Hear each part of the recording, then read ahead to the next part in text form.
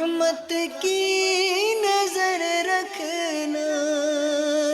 کرے دن رات یہ سنت کی خدمت یا رسول اللہ۔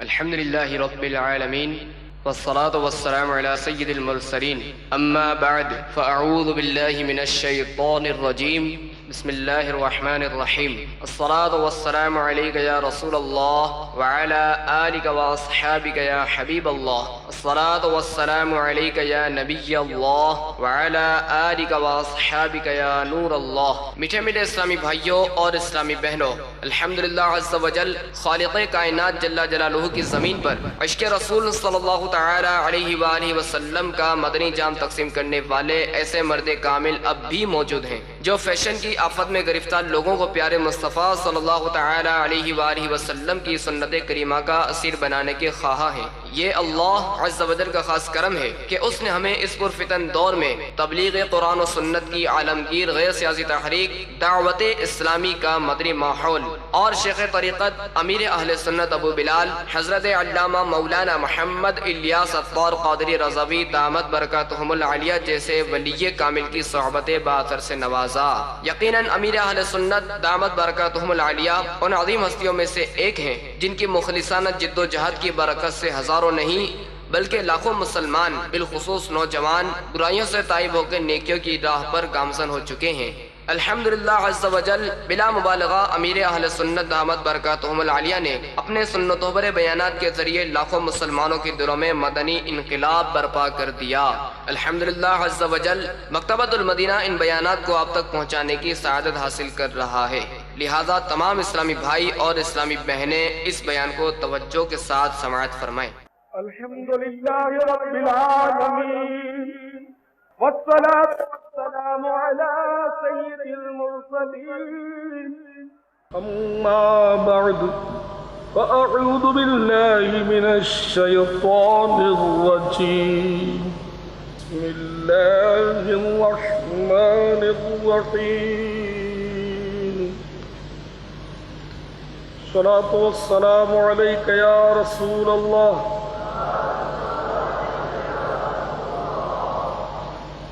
وعلى آلك وأصحابك يا حبيب الله، الصلاة والسلام عليك يا نبي الله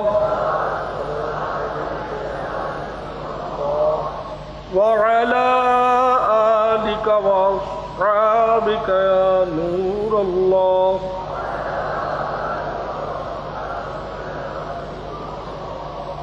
حضرت سیدنا ابو الدرداء رضی اللہ تعالی عنہ سے روایت ہے، رحمت للعالمین سید المرسلین خاتم النبیین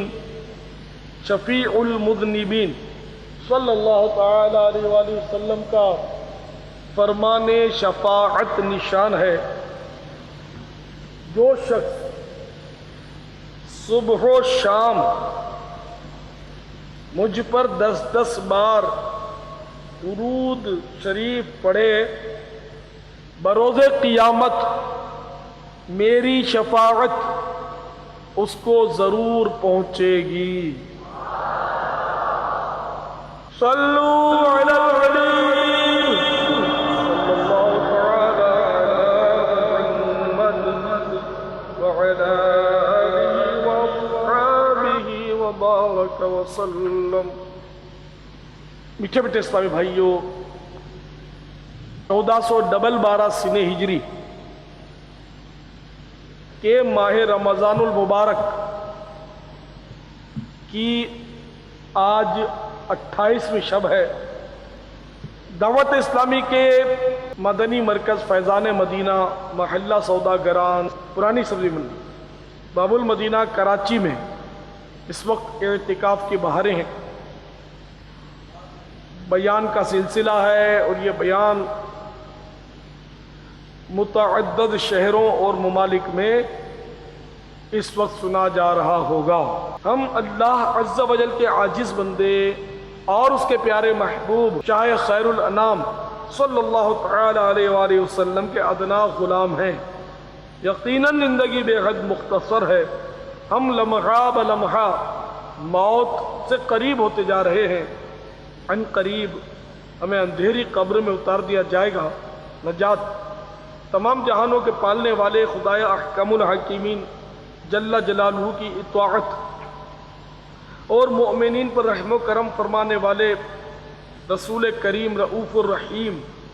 صلی اللہ تعالی علیہ وآلہ وصحبہ وسلم کی سنتوں کے اتباع میں ہے۔ 4 اصول ایسے ہیں جنہیں سیکھ کر اگر ان پر عمل کریں اور دوسروں تک بھی پہنچائیں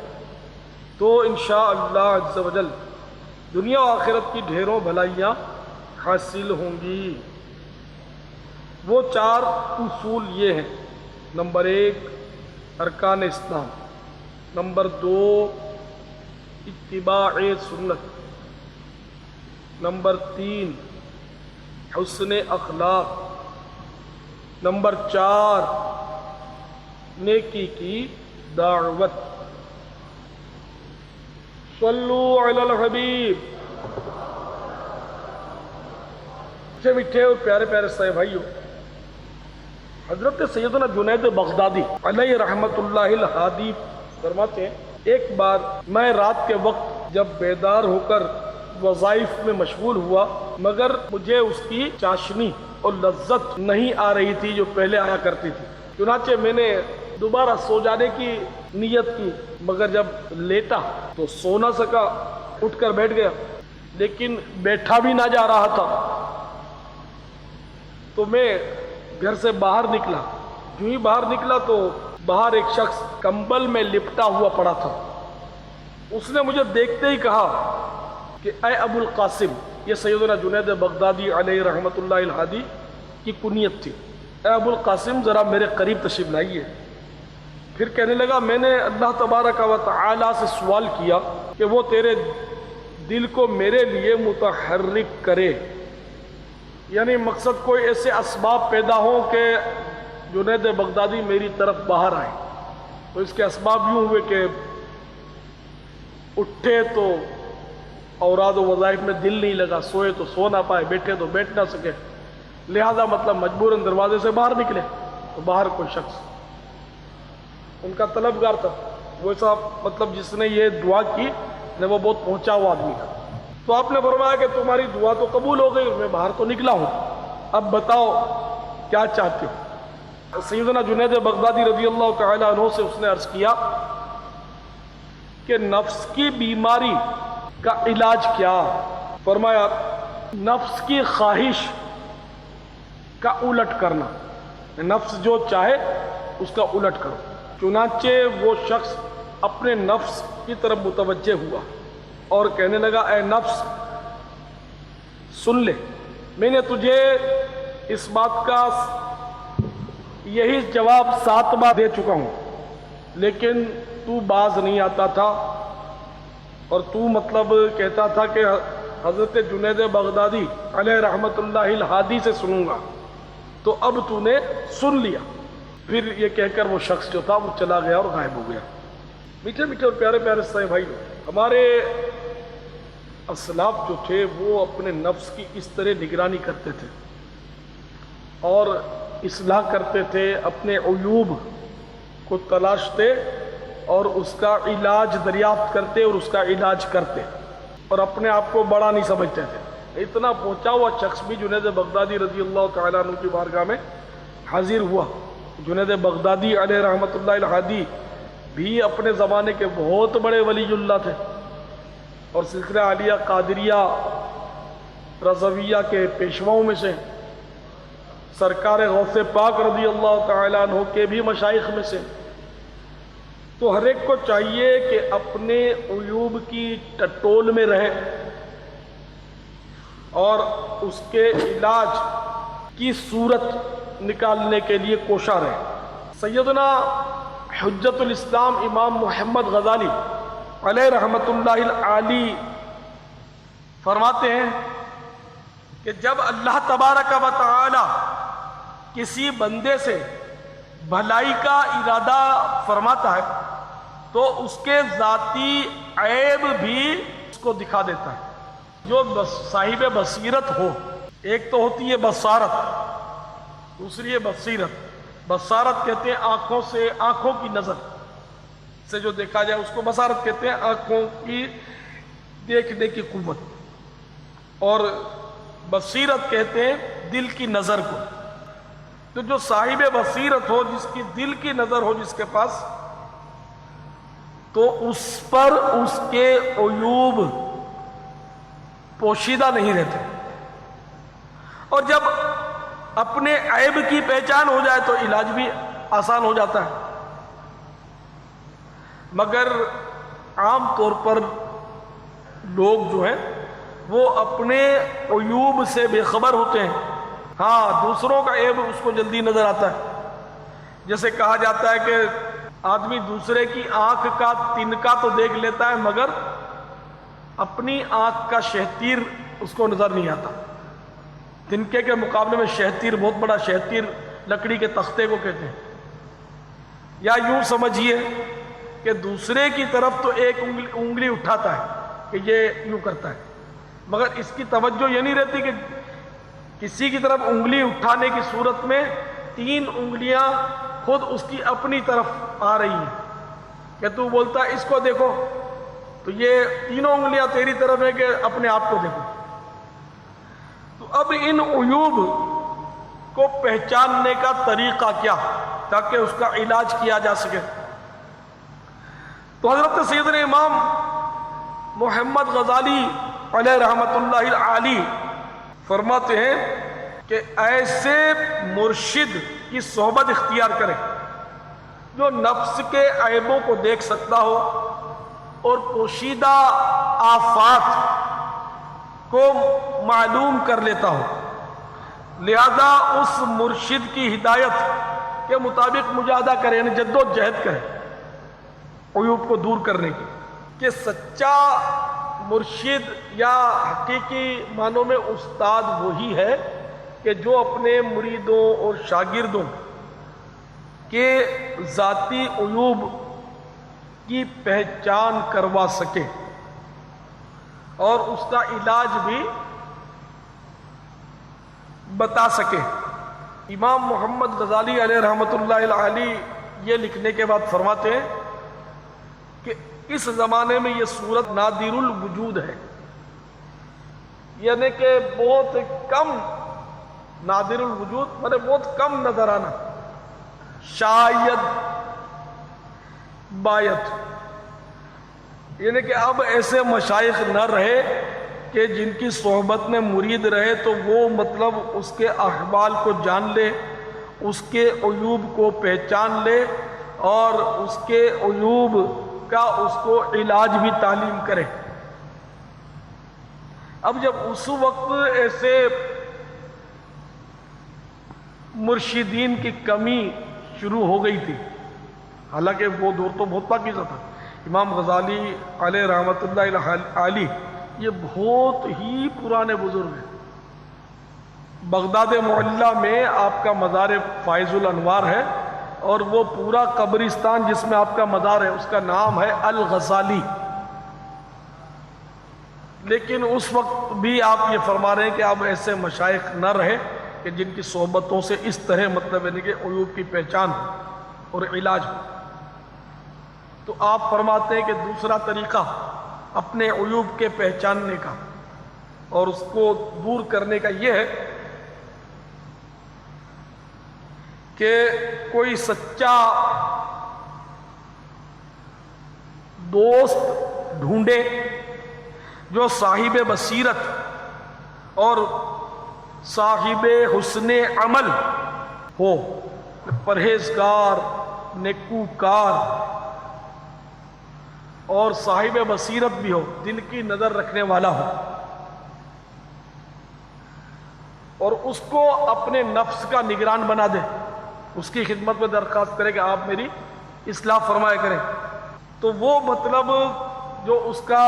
دوست ہے وہ اس کے احوال و افعال کو دیکھتا رہے، اس کے کام کاج سب چیزوں کو دیکھتا رہے، اور جو اس میں بد اخلاقی محسوس کرے، بے عملی پائے، جو گناہ دیکھے، ظاہری باطنی عیوب دیکھے، وہ اس پر اس کو آگاہ کر دے۔ امام غزالی رحمۃ اللہ تعالی علیہ فرماتے ہیں کہ سمجھدار لوگ اور اکابر ائمہ دین اسی طرح کیا کرتے تھے۔ تو معلوم ہوا کہ اگر دوست کسی کو بنانا بھی ہو تو پھر وہ دوست ایسا ہو جو آخرت کے لیے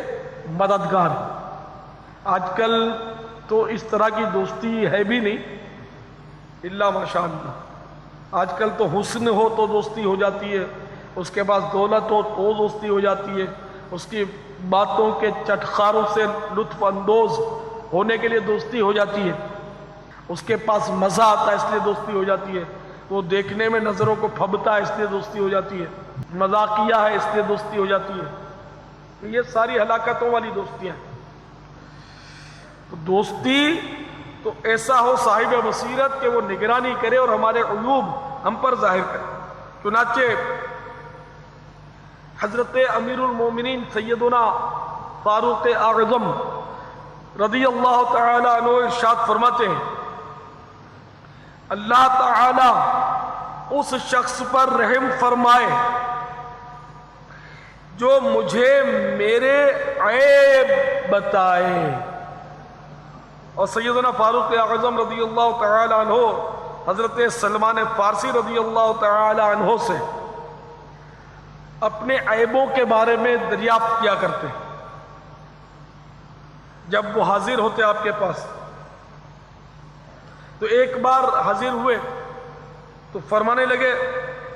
کیا آپ تک کوئی میری ایسی بات پہنچی ہے جو آپ کو ناپسند ہو؟ تو سیدنا سلمان فارسی رضی اللہ تعالی عنہ نے پہلے تو بتانے سے معذرت کر لی کہ کہیں برا نہ لگ جائے، لیکن سیدنا فاروق اعظم رضی اللہ تعالی عنہ نے اصرار فرمایا۔ تو حضرت سلمان فارسی رضی اللہ تعالی عنہ عرض گزار ہوئے کہ یا امیر المومنین، مجھے یہ بات پہنچی ہے کہ آپ دسترخوان پر 2 سالن جمع فرماتے اور آپ کے پاس کپڑوں کے 2 جوڑے موجود ہیں، ایک رات کا دوسرا دن کا۔ فرمایا اس کے علاوہ بھی کوئی بات پہنچی ہے؟ عرض کیا نہیں۔ تو حضرت امیر المومنین فاروق اعظم رضی اللہ تعالی عنہ نے فرمایا جہاں تک ان 2 باتوں کا تعلق ہے کہ دسترخوان پہ 2 طرح کے سالن یا دن کا الگ لباس رات کا الگ لباس، اس معاملے میں آپ تسلی رکھیے۔ یعنی اس میں یہ کہ یا تو ایسا نہیں ہے میں 2 سالن جمع نہیں کرتا، اور اب بھی عربوں کا قاعدہ ہے کہ وہ ایک طرح کا کھانا دسترخوان پہ رکھتے ہیں۔ وہ یوں ہوا کہ کسی عرب صاحب کے پاس پچھلے دنوں کسی ملک میں حاضری ہوئی، تو وہ میلاد شریف کے بعد ایک طرح کا کھانا انہوں نے سرید روٹیاں شوربے میں بھگوئی ہوئی تھی، وہ انہوں نے رکھا اور پھر معذرت کی کہ آپ لوگ تو پاکستانی ہیں، ہمارے عربوں میں یہ قاعدہ ہے کہ ہم دسترخوان پہ ایک طرح کا کھانا رکھتے ہیں۔ رمضان شریف میں البتہ کئی طرح کے کھانے ہم دسترخوان پہ رکھتے ہیں، صرف رمضان میں، یہ انہوں نے فرمایا۔ تو فاروق اعظم رضی اللہ تعالیٰ عنہ نے یا تو یہ فرمایا ہوگا تسلی رکھیے کہ ایسا نہیں ہے، ایک ہی طرح کا سالن ہوتا ہے میرے دسترخوان پہ اور 2 جوڑے بھی نہیں ہیں، آپ کو کسی نے کوئی غلط فہمی ہو گئی ہے، یا تو یہ یا کوئی آپ نے ایسا معقول عذر ارشاد مراد ہوگی یہاں کہ جو ایسا ہے تو اس کا یہ عذر ہے۔ تو بہرحال میرے میٹھے میٹھے اور پیارے پیارے اسلامی بھائیوں، سیدنا فاروق اعظم رضی اللہ تعالیٰ عنہ اپنے عیبوں کی ٹو میں رہتے تھے، کٹول میں رہتے تھے کہ پتہ چل جائے۔ چنانچہ حضرت سیدنا حذیفہ رضی اللہ تعالیٰ عنہ سے بھی آپ پوچھتے اور فرماتے آپ تو منافقین کے بارے میں سرکار نامدار رحمت للعالمین صلی اللہ تعالی علیہ وآلہ وسلم کے رازدار ہیں، آپ کو مجھ میں اگر کوئی منافقت کے آثار نظر آئیں تو مجھے اطلاع فرمائیں، مجھے بتا دیں۔ یعنی اندازہ لگائیے کہ کتنی بڑی عاجزی ہے کہ اس قدر بلند مرتبہ شخصیت اور اتنا عظیم منصب کے امیر المومنین اور وسیع و عریض سلطنت کی آدمی، اس کے باوجود اپنے نفس اور اپنے نفس کو اس قدر آپ مطلب کہ ملامت کرتے اور اس قدر اپنے عیوب جاننے کے مطلب در پہ رہتے کہ کسی طرح مجھے میری خامی ملے تاکہ میں اصلاح کروں۔ حالانکہ قطعی جنت زبان مصطفیٰ صلی اللہ تعالیٰ علیہ وآلہ وسلم سے جنت کی بشارت پانے کے باوجود یہ حال تھا۔ تو سیدنا امام محمد غزالی رحمۃ اللہ تعالیٰ علیہ فرماتے ہیں جس شخص کی عقل زیادہ اور منصب یعنی عہدہ بڑا ہو وہ خود پسندی کم کرے گا اور اپنے آپ کو ملامت زیادہ کرے گا، اپنے اوپر تہمتیں باندھے گا کہ اے نفس تو یوں بھی کرتا ہے، تو یوں بھی کرتا ہے، تو یوں بھی کرتا ہے۔ اب مزید امام غزالی رحمۃ اللہ تعالیٰ علیہ فرماتے ہیں کہ اپنے عیوب کی آگہی کے سلسلے میں یہ جو دوسرا طریقہ ہے یہ صورت بھی اب ناپید ہے، اب نہیں، اب ایسے دوست نہیں ملتے اور ایسے دوست بہت کم رہ گئے ہیں کہ جو اس طرح مطلب اصلاح کر سکے۔ انہیں گویا اب تو صورت یہ کہ دوست منہ پر ہی تعریف کرتا ہے، اب تو دوست جو خوشامد خور رہ گئے جس کو ہم مسکا پالش کہتے ہیں۔ دوست مسکا پالش کرتا ہے، واہ واہ کرتا ہے، ہماری جھوٹی تعریفیں کرتا ہے، اور یہ شاید اس وجہ سے ہو کہ ہم بھی اسی کو پسند کرتے ہیں۔ ہم اگر کوئی ہماری اصلاح کی بات کرے تو ہم برداشت کر لیں، بہت مشکل ہے، بہت ہی مشکل ہے۔ ہم تو سچی بات ہے کوئی ہماری اصلاح کی بات کرے تو ہم اس کے خلاف ہو جائیں، جو ہمیں بار بار ٹوکتا رہے، ہمارے عیوب سے ہم کو آگاہ کرتا رہے، بار بار ہماری خامی بیان کرتا رہے تو ہم تو اس سے ناراض ہو جائیں۔ کسی شاعر نے کہا ہے ناصحا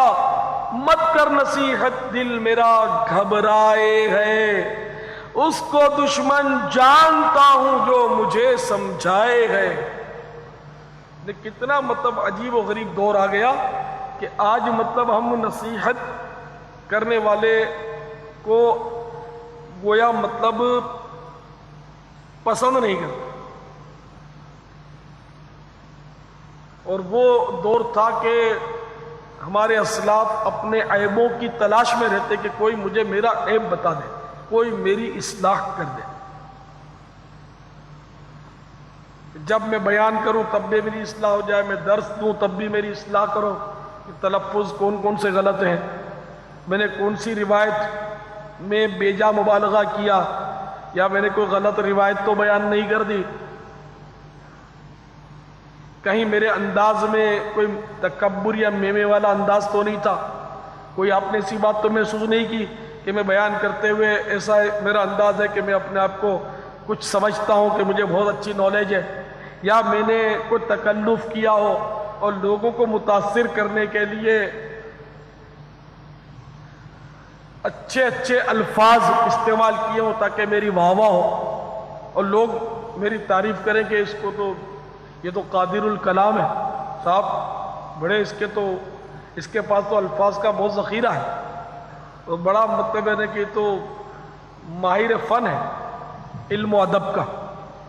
یہ تو انگلش بھی جانتا ہے، عربی الفاظ بھی بولتا ہے،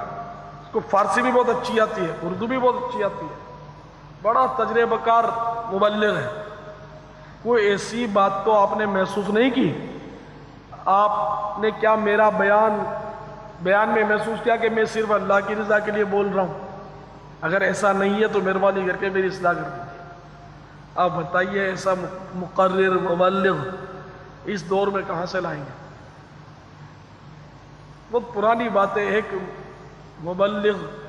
کو میں نے بول دیا تھا کہ یار آپ کی اردو کے تلفظ ذرا صحیح نہیں ہوتا ہے، آپ اس کو درست کر رہے ہیں. میں سا ناراض ہو گیا تو دوسروں کو جا کر بھی بول دیا کہ لے الیاس بولتا ہے کہ تم کو تو اردو بھی نہیں آتی. یہ پرانی شروع کے دور کی بات کر رہا ہوں. اب تو شاید اتنی ہمت مبلغ نہ کرے میں اگر کسی کو بولوں تو، یعنی اب ہمت نہ کرے، دل میں تو بولے کہ یہ سمجھتے ہیں کہ مجھے اردو نہیں آتی، میں نے تو اتنا پڑھا ہوا ہے. مگر بولے گا کسی کو تو ہو سکتا ہے پھنسے کہ وہ سامنے والا پھر اس کو اس کے گلے پڑے کہ یوں اچھا الیاس کے خلاف بول رہا ہے. تو اے کاش مطلب دل کے جذبات ہمارے ایسے ہو جائیں کہ ہماری کوئی اصلاح کرے، اور ساتھ میں یہ ظرف بھی ہو کہ جب آفر تو کر دی کہ میری اصلاح کرو، یہ ظرف ہونا چاہیے کہ اصلاح کرے تو پھر اس کو سنے بھی. یہ نہیں کہ پھر اس سے مطلب الجھ پڑے کہ تم کو غلط فہمی ہو گئی ہے اور منہ پھلا لے، ناراض ہو جائے. تو چلیے لگے ہاتھوں میں آپ کی خدمت میں عرض کرتا ہوں کہ میری مطلب انداز میں، میری گفتگو میں، میرے الفاظ میں، میری ترکیب میں، ترتیب میں، بیان میں، دیگر اعمال میں آپ جب جب خطا پائیں آپ بلا جھجک میری اصلاح فرمائیں. ٹھیک ہے اگر آپ زبانی کہنے کا موقع نہیں ملتا، مشکل ہو جاتا ہے یا جھجک ہوتی ہے تو آپ لکھیں. ایک بار دعوت اسلامی کے ایک بہت بڑے عہدے دار اور ایک اسلامی بھائی جس کا کوئی تنظیمی عہدہ نہیں، ان دونوں کی آپس میں کوئی چپ کلش ہو گئی. اب ایک بہت بڑا عہدے دار میرے سامنے ہو، بہت ہی بڑا عہدے دار، اور ایک عام اسلامی بھائی جو بیان بھی نہ کرتا ہو، جو درس بھی نہ دیتا ہو، نہ قافلوں میں سفر کرتا ہو اسلامی بھائی اپنا امام والا. تو وہ بہرحال وہ اسلامی بھائی، اور ایک طرف یہ اتنا بڑا عہدے دار. اب دونوں کی باتیں میں نے سنی، دونوں اپنے دلائل دیں، وہ عہدے دار بھی دلائل دیں، یہ بھی دلائل دیں. مگر میری سمجھ میں دلیل اس اسلامی بھائی کی دلیل سمجھ میں آئی، اور مجھے ایسا لگا کہ میرا اپنا جو عہدے دار ہے یہاں اس کی بھول ہوئی. تو اب مجھے تو عہدے دار کو ہاتھ میں رکھنا ہے کہ اگر میں عہدے دار کو کچھ بول دیتا ہوں تو یہ کہیں ہاتھ سے نکل نہ جائے تو پھر مشکل ہو جائے گی. اہمیت ہوتی نا، عام اسلامی بھائی کی اتنی اہمیت نہیں ہوتی. خیر، لیکن میں نے الحمدللہ انصاف کیا اور میں نے کہا یار